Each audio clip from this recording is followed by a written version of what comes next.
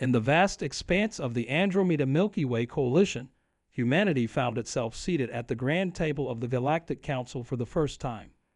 Our representative, Sarah Chen, stood before thousands of alien delegates, her weathered Terran Defense Force uniform stark against the shimmering crystalline chamber. The year was 2487, and Earth had finally proven worthy of consideration among the stars, or so we thought. The council chamber buzzed with a mixture of curiosity and barely concealed disdain. Towering Xinthians with their silicon-based bodies, ethereal luminari who existed partially in quantum space, and the hyper-intelligent Axiom Collective, all of them regarded humans as primitive newcomers. Sarah could feel their judgment weighing heavily as she presented Earth's military capabilities, a requirement for any species seeking full membership. And these are our primary defense weapons, Sarah explained, displaying holographic images of various human firearms, from standard-issue plasma rifles to electromagnetic pulse cannons. The chamber erupted in what could only be described as alien laughter, a cacophony of clicks, whistles, and resonating frequencies that made her teeth ache. High Counselor Sar, a being of pure energy contained within an ancient mechanized shell, raised what appeared to be an appendage. Fascinating, the translator conveyed their amused tone. Your species still relies on the principle of projecting physical objects at high velocities. Even the krill folk of Sector 7 abandoned such methods during their Stone Age. Sarah felt her face flush but maintained her composure. She'd spent 15 years in the Terran Defense Force, fought in the Mars Rebellion, and survived first contact with the hostile Proxima Raiders. She knew what human weapons could do. With respect, High Counselor, perhaps a demonstration would be more convincing than technical specifications. The Council murmured in agreement, clearly expecting entertainment rather than enlightenment. They authorized the use of a secure testing chamber, certain this would only confirm their superiority. Sarah calmed her ship, requesting a standard loadout. If they wanted a show, she'd give them one they'd never forget. What the Council didn't understand was that humanity hadn't simply stuck to primitive projectile weapons out of tradition or lack of advancement. We had taken this ancient principle and perfected it beyond anything these advanced species had imagined possible. While they had abandoned this path to pursue energy weapons and quantum disruption fields, we had pushed the boundaries of kinetic warfare into an art form. In the testing chamber, Sarah stood before a row of targets made from various materials the Council considered impenetrable by primitive weapons. She picked up what looked like a simple rifle, its design deceptively basic compared to the exotic weapons of other species. The alien observers leaned forward, their sensory organs fixed on this curious human display. "This is the XM-57, Sarah announced, her voice steady. "A standard-issue weapon for our frontier forces." She raised the rifle, and the air grew thick with anticipation. The Council members watched, their earlier amusement fading as they detected readings that shouldn't have been possible from such a simple device. Before Sarah could pull the trigger, alarms blared through the chamber. Emergency signals flashed across every screen. A Proxima Raider fleet had just emerged from hyperspace, their quantum shields already deploying for an attack on the Council station. The same raiders who had learned to fear human weapons years ago. As panic erupted among the delegates, Sarah checked her weapons charge. Sometimes the universe had a way of providing perfect timing for a practical demonstration. The Council was about to learn why humanity's primitive weapons had earned respect across our region of space, and why the Raiders' attack would soon become their biggest regret. The Council chamber descended into chaos as the Proxima Raiders' energy signatures lit up the detection grid. Alien diplomats scrambled for their designated safety zones while security forces activated their advanced shield systems. Sarah noticed how their supposedly superior weapons hummed to life, beautiful, elegant, and entirely useless against Proxima Raiders' quantum-shifting hulls. "High Counselor," Sarah called out over the commotion, her voice cutting through the panic. "Those shields won't hold against their phase cannons, but I can help, if you'll trust human expertise." She held up the XM-57, which now seemed far less amusing to the gathered species. Vithar's energy form flickered in what might have been hesitation before they responded through the translator. "Your projectile weapon against quantum-enhanced raiders. This is hardly the time for," The station shuddered as the first wave of Raider fire impacted the outer defenses. Warning signals indicated shield integrity was already down to 60%. Vitar's mechanical shell vibrated with concern. "Very well, human. Show us what Earth's weapons can do."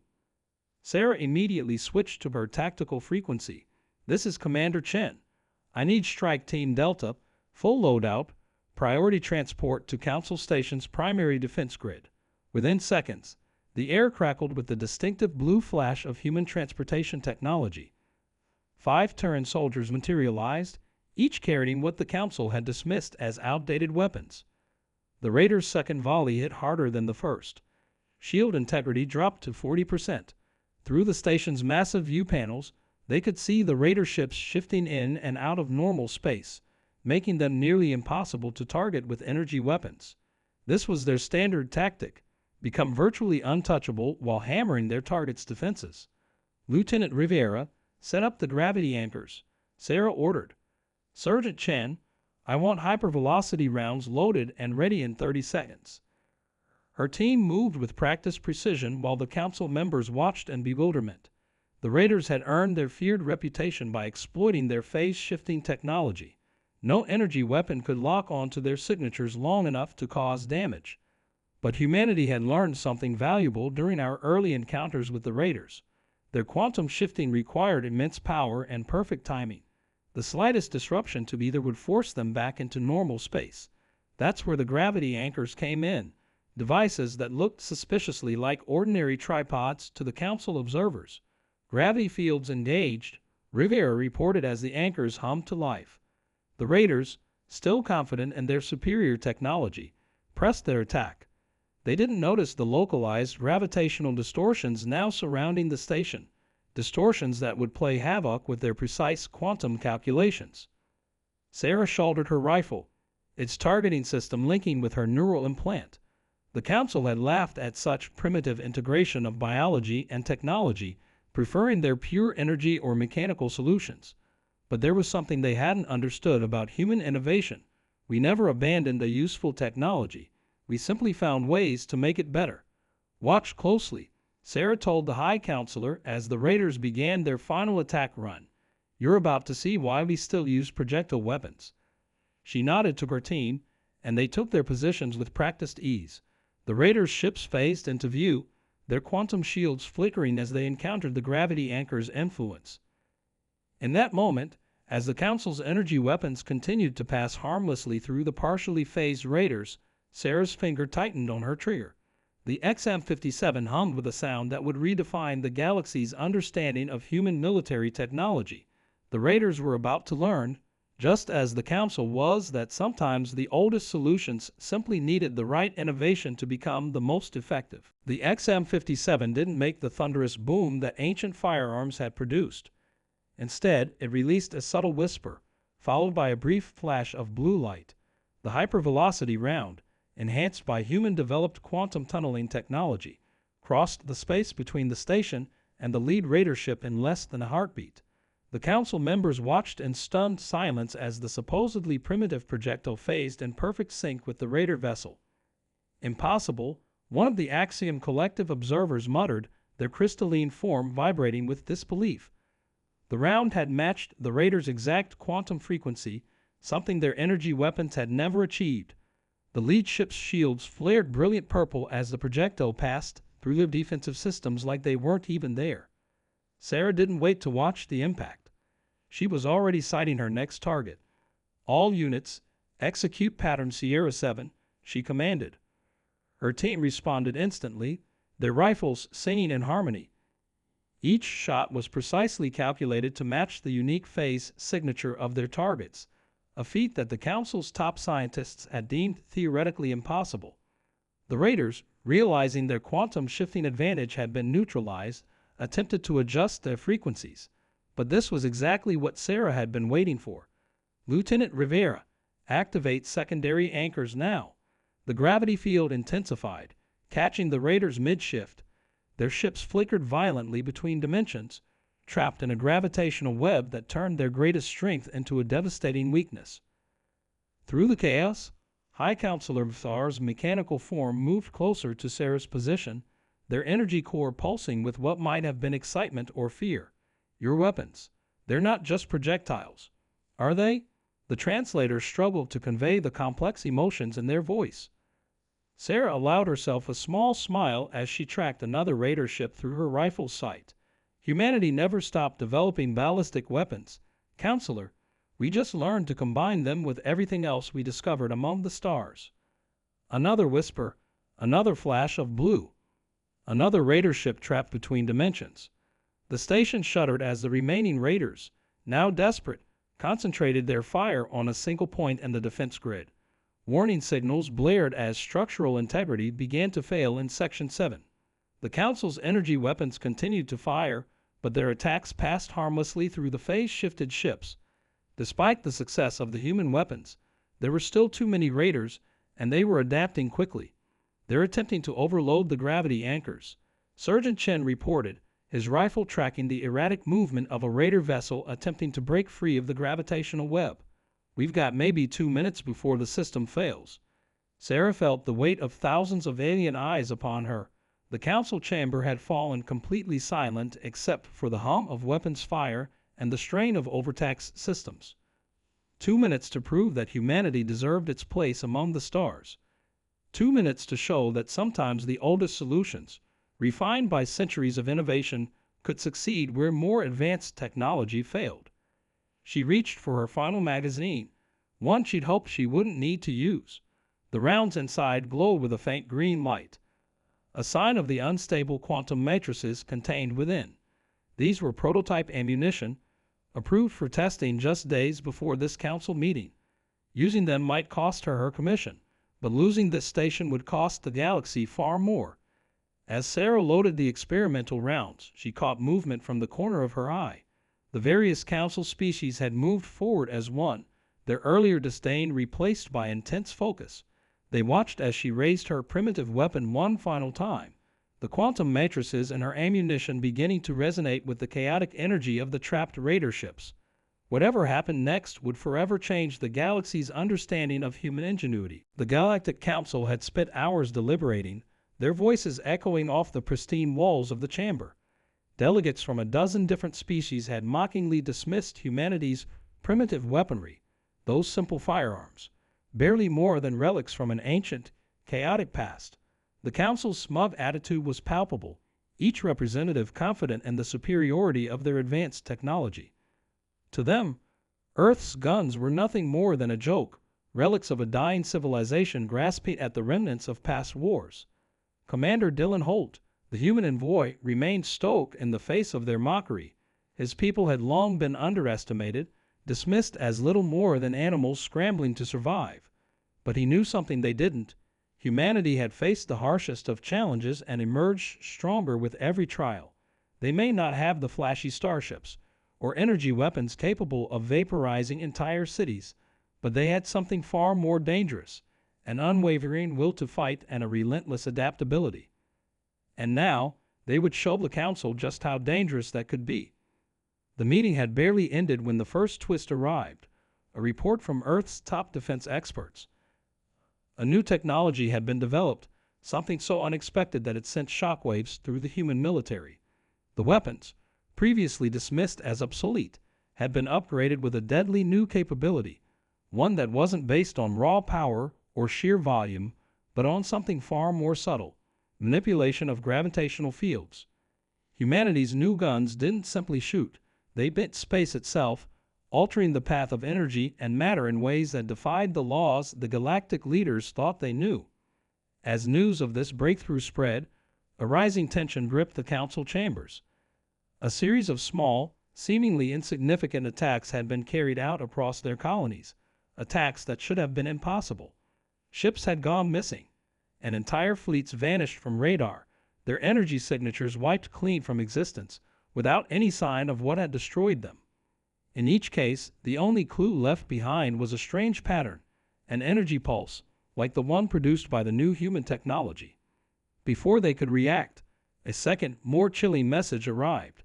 The pulse was not just a weapon, it was a signal, a beacon that only humanity could trace. The Galactic Council had been too arrogant to see it. Humanity had not only adapted their guns to be lethal, they had discovered how to use their simplest tools to access a deep, forgotten power. A power older than the universe itself, lying dormant in the very fabric of space. It was no longer about simply defeating humanity, it was about containing them before they could unleash a force far beyond anything the galaxy had ever faced. The Council had not just underestimated human weapons, they had failed to comprehend the true scope of human ingenuity, the ability to adapt and evolve under pressure. Dylan Holt knew this was only the beginning.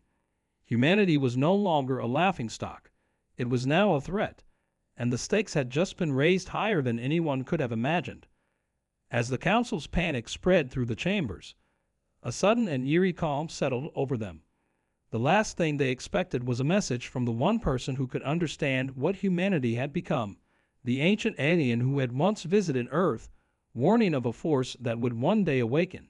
The message was simple, yet chilling in its brevity. Asterisk, the time has come to make the impossible real. Asterisk, the aftermath of the battle was eerily quiet.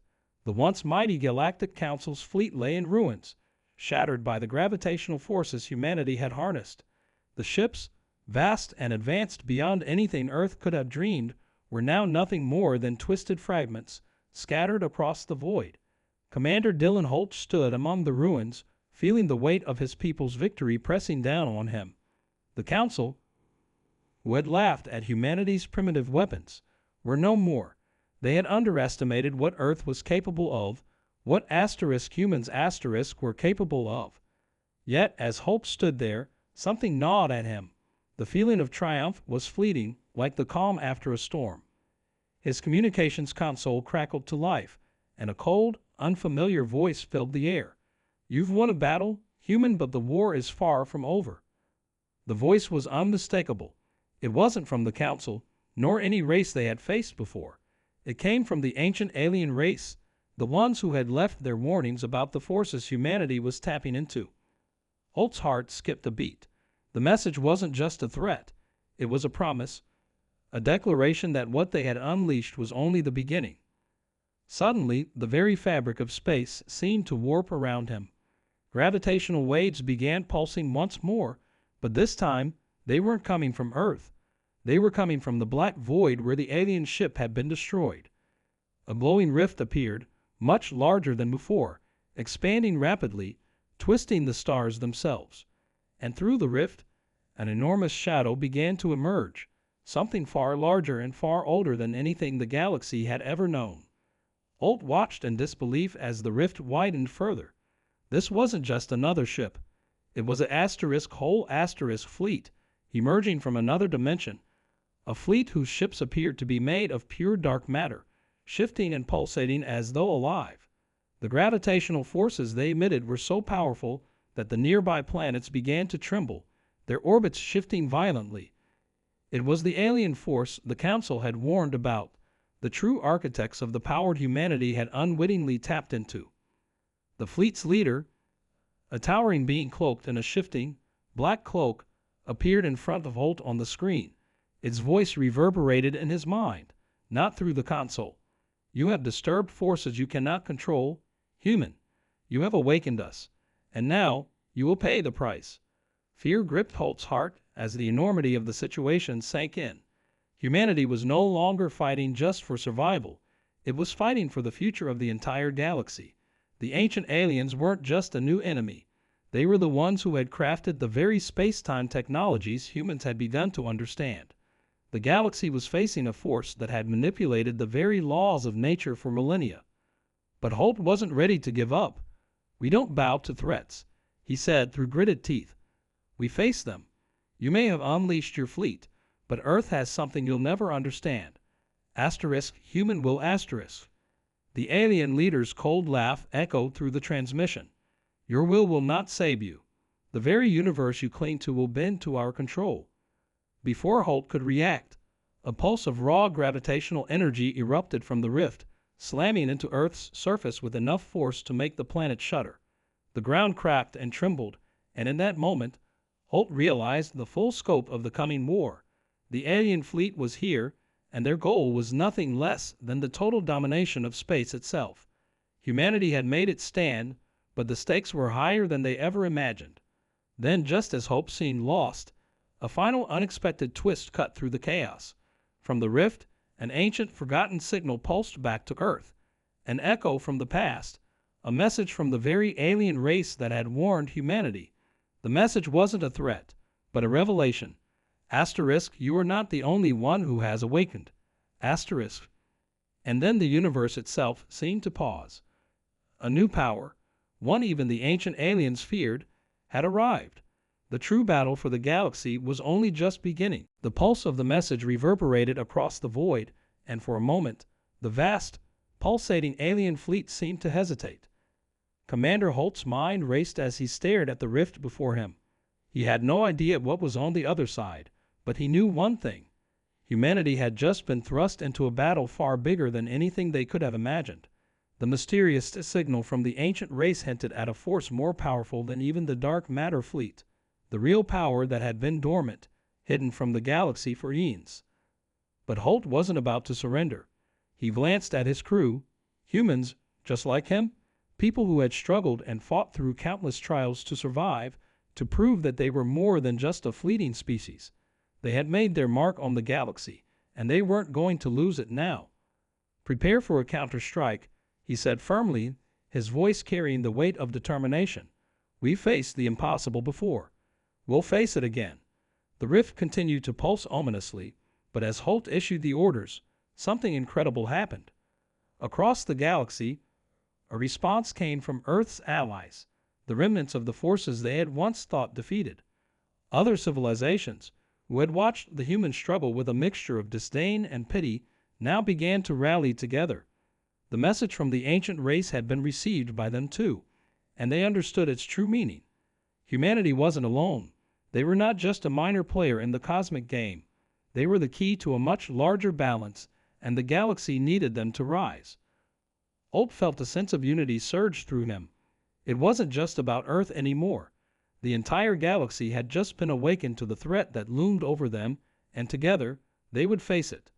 The alien fleet began to advance, their ships gliding through the rift, their immense power enough to warp space itself. But the combined force of humanity's new allies was ready. Ships from every corner of the galaxy, once skeptical of humanity's abilities, now fought side by side with them. The gravitational fields humanity had unleashed began to reverberate across the stars, pushing back the dark fleet. For every ship the enemy sent, humanity and its newfound allies met it with fierce resolve, bending the fabric of space to their will. The battle raged for hours, a cataclysmic clash of technologies, but it was the human ingenuity that tipped the balance. They didn't have the raw power of the ancient aliens, but they had something the aliens never counted on: adaptability. Humanity was able to bend and twist the very weapons the aliens had once used, turning their gravitational pulses against them. Slowly but surely, the enemy fleet began to break apart, their ships disintegrating under the weight of their own forces. Finally, after what felt like an eternity, the rift began to close, the last remnants of the dark matter fleet vanishing into the folds of space. The galaxy was still, and the silence that followed felt like a fragile peace. But Commander Holt knew that the victory, while hard-won, wasn't the end. The ancient message was still echoing in his mind. Asterisk, you are not the only one who has awakened. Asterisk, humanity had uncovered a hidden power, and in doing so, had exposed a much larger, more dangerous game that was being played across the stars. As the crew celebrated their hard-fought triumph, Holt looked out at the stars. The galaxy was vast, full of mysteries, and humanity had just begun to understand its place within it. Whatever came next, humanity would face it together, fearless, determined, and ready for the next challenge. The universe had underestimated them once, but now the stakes had changed forever. And that, Holt realized, was their true strength, not the weapons they wielded or the victories they won, but the unbreakable spirit that made them human. The fight was far from over, but humanity was ready, for the galaxy had learned one vital truth: never again would they laugh at Earth's guns.